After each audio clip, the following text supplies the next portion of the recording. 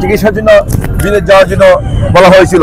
বাংলাদেশের সকল চিকিৎসক বলেছেন যে বাংলাদেশের মাটিতে বেগম খালেদা জিয়ার কোনো চিকিৎসা নেই, তাকে উন্নত চিকিৎসার জন্য বিদেশে পাঠানো হোক। বিদেশি চিকিৎসকরা এসেছেন, তারাও বলেছেন এই বাংলাদেশে বেগম খালেদা জিয়ার আর কোনো চিকিৎসা নেই, উন্নত চিকিৎসার জন্য তাকে বিদেশে পাঠানো হোক। কিন্তু এই ফ্যাসিস্ট সরকার আমাদের নেত্রী দেশনেত্রী বেগম খালেদা জিয়াকে উন্নত চিকিৎসার জন্য বিদেশ পাঠায়নি। বাংলাদেশের ছাত্র সমাজ, যুব সমাজ, শ্রমিক সমাজ, পেশাজীবী সংগঠন, বুদ্ধিজীবী সবাই বলেছিলেন এই ফ্যাসিস্ট সরকারের কাছে বেগম জিয়ার বাঁচাতে হলে বিদেশে উন্নত চিকিৎসার জন্য বিদেশে পাঠাতে হবে। তারপর কিন্তু ফ্যাসিস্ট সরকার দেশনেত্রী বেগম খালেদা জিয়াকে বিদেশে পাঠাননি।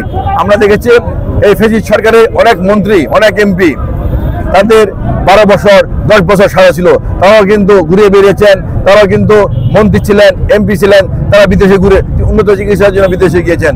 কিন্তু বেগম খালেদা জিয়াকে, যিনি বাংলাদেশের তিনবারের প্রধানমন্ত্রী, সবচেয়ে জনপ্রিয় নেত্রী, যিনি বাংলাদেশের প্রতিটি সংসদ নির্বাচনে 5টি আসনেই বিপুল ভোটে জয়লাভ করে থাকেন, আমাদের সেই প্রাণপ্রিয় নেত্রী দেশনেত্রী বেগম খালেদা জিয়াকে কিন্তু উন্নত চিকিৎসার জন্য বিদেশে পাঠানো হয়নি। এই ফ্যাসিস্ট সরকারের পতনের পরে বেগম খালেদা জিয়াকে মুক্ত তার সকল মিথ্যা মামলা প্রত্যাহার করা হয়েছে। তিনি উন্নত চিকিৎসার জন্য বিদেশে গিয়েছেন। আল্লাহর রহমতে বেগম খালেদা জিয়া সুস্থ হয়ে আজকে দেশে ফিরেছেন। বাংলাদেশের 18 কোটি মানুষ আজকে আনন্দিত। আজকে 18 কোটি মানুষের আজকে প্রাণের যে আকাঙ্ক্ষা, সেই আকাঙ্ক্ষা পূরণ হয়েছে। শেখ হাসিনা চেয়েছিল বেগম খালেদা জিয়াকে বাংলার মাটিতে রেখে তিলে তিলে মেরে ফেলতে, কিন্তু বাংলাদেশের মানুষের দোয়ায়, বাংলাদেশের মানুষের দোয়ায় বেগম খালেদা জিয়া, আল্লাহর অশেষ রহমতে বেগম খালেদা জিয়া বেঁচে আছেন, সুস্থ আছেন। আমরা মনে করি বেগম খালেদা জিয়া অল্প কিছুক্ষণের মধ্যে দেশের মাটিতে এসে বসবেন, দেশের মাটিতে পা দিবেন। বাংলাদেশের 18 কোটি মানুষ আজ আনন্দিত গর্বিত। আমরা মনে করি বাংলাদেশে 18 কোটি মানুষ, বাংলাদেশের জাতীয়তাবাদী শক্তির প্রতিটি মানুষ বেগম খালেদা জিয়ার নেতৃত্বে আছে, থাকবে। আমরা মনে করি আমরা দীর্ঘ 16 বছর তারেক রহমানের নেতৃত্বে আমরা আন্দোলন সংগ্রাম করেছিলাম মানুষের ভোটের অধিকার আদায়ের জন্য। বেগম খালেদা জিয়া আসলে, বেগম খালেদা জিয়া বাংলাদেশের মাটিতে পা রাখার সাথে সাথেই সেই দাবি আরো প্রকট হবে, আরো বেগমান হবে। বাংলাদেশের প্রতিটি মানুষ, শ্রমিক সমাজ, ছাত্র সমাজ, যুব সমাজ আরো বেগমান হয়ে সেই দাবি আদায় করে ছাড়বে ইনশাল্লাহ। আমি জানি যে তার 2 পুত্রবধূ প্রয়াত যে আরাফাত রহমান কোকো, তার স্ত্রী এবং তারেক রহমানের সহধর্মিনী আজকে বেগম খালেদা জিয়ার সঙ্গে আজকে বাংলাদেশে আসছেন দীর্ঘ 17 বছর পরে। আসলে এটা আপনি কিভাবে দেখেন? আপনারা জানেন তারেক রহমানকে যখন একে একে মিথ্যা মামলায় সাজা দেওয়া হয়েছিল, তখন কিন্তু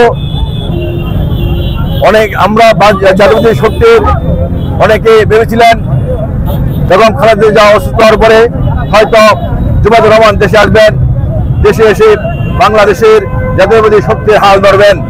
তখনই কিন্তু এই ফ্যাসিস্ট সরকার জুবাইদুর রহমানকে কিন্তু একে একে মিথ্যা মামলা দিয়ে তার বিরুদ্ধে কিন্তু সাজা দিয়েছে। আমরা মনে করি 4টি মামলা তাকে একে একে মিথ্যা মামলা দিয়েছে। আমরা মনে করি এটা একটি ফ্যাসিস্ট সরকারের একটি প্রক্রিয়া, যেন জুবাইদুর রহমান দেশে আসতে না পারে।